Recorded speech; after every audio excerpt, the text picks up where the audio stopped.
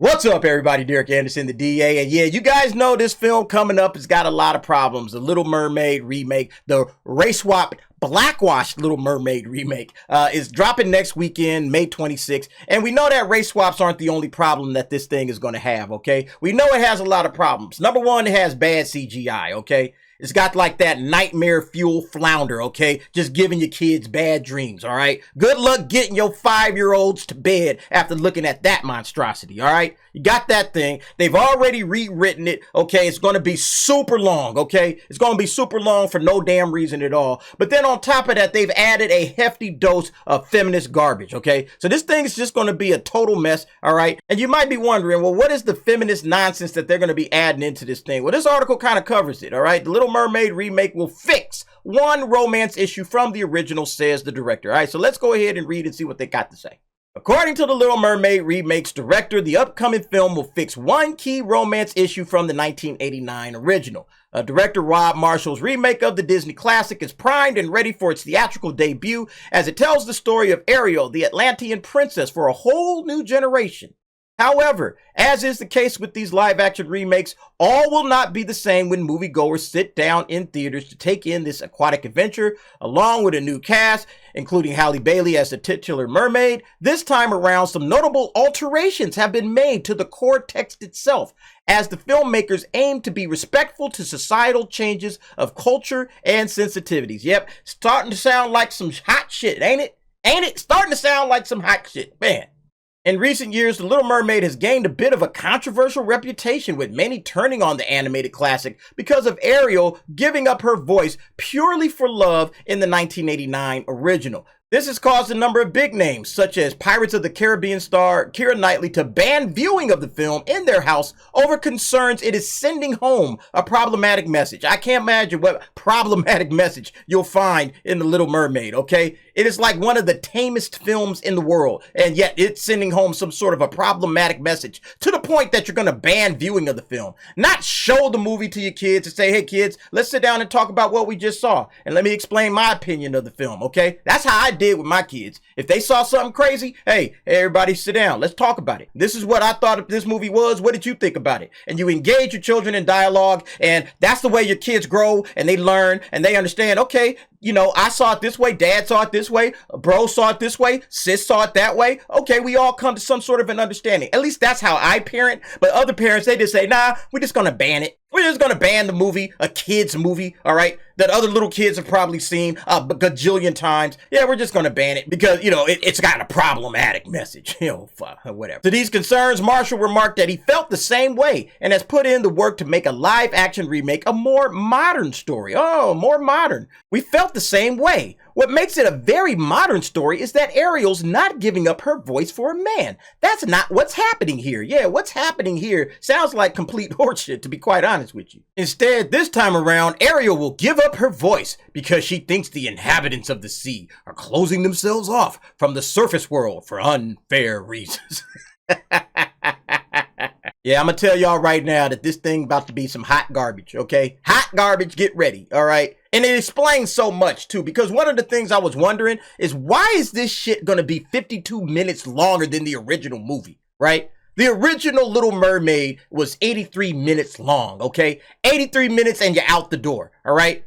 Real quick, okay? Simple love story for children, all right? You just buy the popcorn, you sit them down. After about an hour, you're like, all right, this shit should be wrapping up anytime soon, okay? We're going to be getting up out of here and cool, all right? Entertain the kids for an afternoon, whatever, all right? Why is this damn remake 135 fucking minutes? It is absolutely ridiculous. And the reason is you need all of that extra time to explain away the bullshit that you just shoehorned into a simple story for children for no reason at all, okay? Add it with the trailers, your ass about to be sitting up in that joint for damn near 3 hours. For a kid story. Oh my God. Marshall added that this not be afraid of the other theme was a better reflection of the modern world. That idea was very modern. To not be afraid of the other. When we were making this, walls were being put up and divisions were being created. Holy crap. And people were getting more insular. This is a character who's reaching through fear. They are building a bridge as opposed to a wall. Holy crap. Tell me this don't have political undertones. It was an antidote to what was happening in the world and to the divisions that were and are happening in the world. It is a reminder that we are all one. Holy crap, boy. It's a kid's film, okay? All of this is just gobbledygook, okay, to kids. Kids ain't seeing that, okay? This is a kid's movie, all right? You guys are absolutely losing your minds. And that, you know, these guys in Hollywood, they've been trying to do this shit for years, right? They try, instead of just entertaining people, they try to fix the world, okay? Instead of entertaining people, they're trying to save the world from its problems, right? And they're just screwing everything up, all right?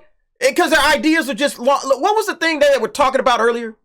Yeah, this controversial reputation that it got, right? Because Ariel was giving up her voice purely for love. Like, yeah, modern men and women, no, y'all just can't fall in love no more. We ain't allowing that. You can't just fall in love and build a family. No, we need to fix the romance in this country. Through entertainment, of course, all right? And, you know, how is the modern approach to romance going anyway? I'm curious. Yeah, America the single. Yeah. Americans are increasingly foregoing and delaying marriage, and marriage is kind of like the height of romance, right? That's what you do when you're really in love, right? They're foregoing and delaying romance, a dramatic shift from societal norms a generation ago. Over the last 50 years, the marriage rate in the U.S. has dropped by nearly 60%. Congratulations, guys. Congratulations. You're doing a bang-up job, okay? Marriage rates declining by 60%. Yeah, well fucking done. Y'all ain't fixing shit. All of these attempts, these misguided attempts, I should say, to socialize relationships between men and women have completely failed, okay?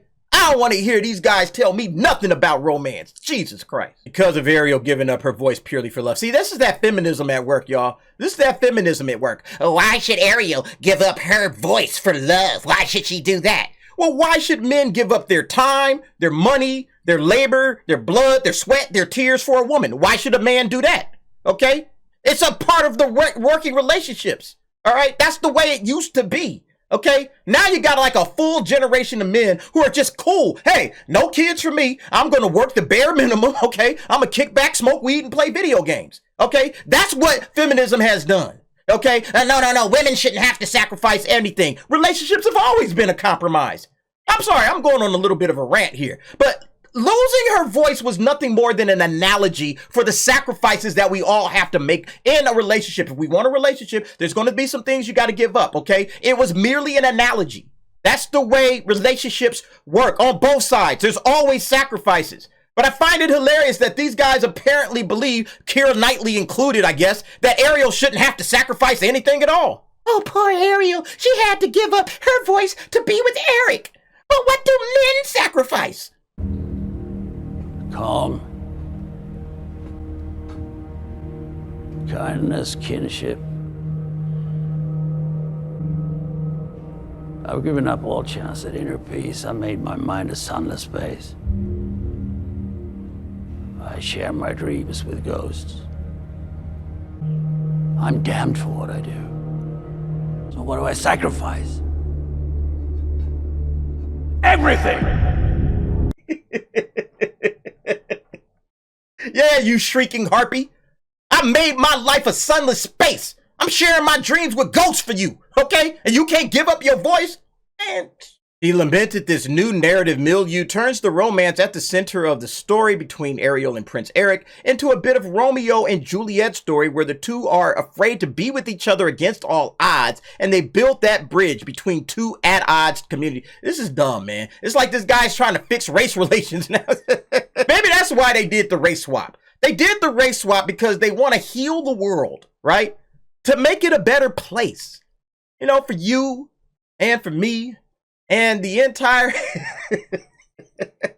shout out to Mike, man, rest in peace. This young, naive, headstrong girl finds this kindred spirit because Eric has a different trajectory. He is not afraid of the other. They find each other from these different worlds, not being afraid to be with each other against all odds, and they built that bridge. She's not just falling for the cute guy. Yeah, see, y'all should have just stuck to her falling for the cute guy, okay? Because that's something little kids can understand, even at that age, all right? I'm telling you right now, these moments, all of this stuff, when this crap is happening, they building bridges and all of that crap.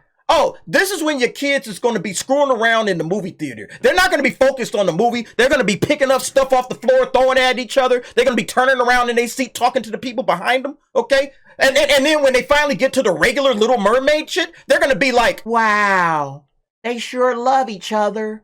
This is awesome. I'm telling you, I've had kids, all right? Your kids is going to be monkey business galore in this stuff. Oh, Eric has a different trajectory. They going to be losing it, man. All of that building bridge shit, man, the kids is going to be cutting up, man. This is a 3-hour tour, okay? Like Gilligan's Island. Y'all better be ready for it. But real quick, let me go back to this part before I continue. She's not just falling for the cute guy. See, this is the problem. It's unnatural, all right? It's unnatural because, again, that's what young people do, okay? Girls fall for the cute guy. Guys fall for the cute girl, okay? All of your attempts to try to socialize romance, to change romance for young boys and girls, to keep them from falling for attractive people, it's just not going to work. They're going to continue to fall for attractive people.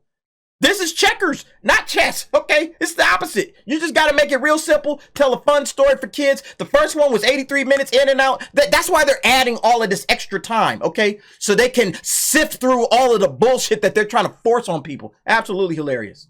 A more modern Little Mermaid, while some will take changes to something as beloved as The Little Mermaid is sacrilege, and it is, these narrative alterations actually actively fix issues with Disney's animated original. There's no issues.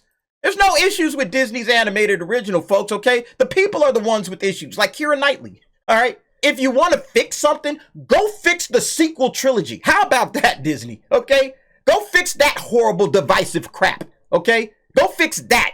Not The Little Mermaid. The Little Mermaid is fine. It's a beloved classic, loved by billions of people all over the world, which is the main reason why Disney is trying to cash grab off of it, okay? Just keep that in mind. If it was a problematic thing, oh, they wouldn't touch it. They're trying to cash grab off of it because they know billions of people all over the world love this movie. One of the benefits of these Disney live-action remakes has been being able to modernize and fix anything that may not have aged as well in these originals from decades ago, and it is not as though these changes are drastically altering the narrative core of The Little Mermaid. Oh my God, that sounds like a completely different movie. I don't know what this guy is talking about. It's not only altering the narrative core, it's also altering the length. All right, this thing is 52 minutes longer. It's almost like a whole other children's movie, okay, in length. To the story. The story is still there. It's just been slightly changed to better fit more modern social and societal norms. It's just absolutely ridiculous. If there was an issue with the moves Rob Marshall and the Disney team have made, they would have been brought up by now. However, reviews for the blockbuster have been largely positive. We saw that. We saw the reviews. They were calling it spotty.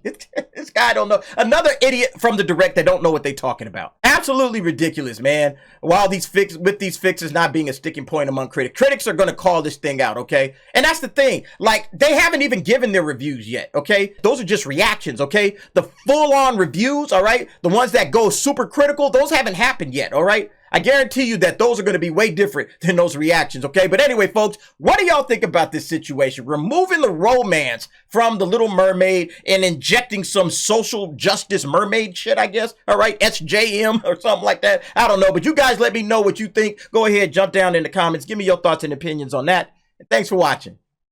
See you next time.